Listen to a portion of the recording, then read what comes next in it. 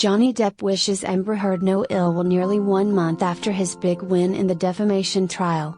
As the A-list actor, 59, gears up for his summer 2023 music tour with his band Hollywood Vampires, a source close to Depp spoke exclusively with HollywoodLife and explained that he just wants to move forward with his life following the widely publicized case.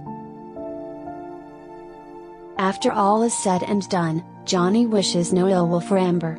He isn't going to jump on the social media hate bandwagon and he just wants to move forward with his own life, a source said after Depp sued his ex-wife, 36, for $50 million, following an op-ed she wrote for The Washington Post in 2018, saying that the piece cost him lucrative movie deals and damaged his reputation. Johnny can't wait to go on tour next year, and even though it's a ways away, he has a ton of projects lined up to keep him very busy in the meantime, the insider explained. Johnny is happier than he has been in a long time and he feels like this is a whole new chapter for him. Music has always been cathartic for Johnny and this is really what he needs right now after all the stress and drama he's dealt with for the past several years.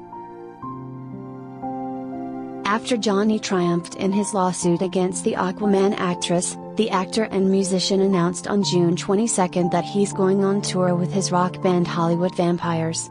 The 21 Jump Street star returned to the music scene with his band, which consists of Joe Perry, Alice Cooper, and Tommy Henriksen.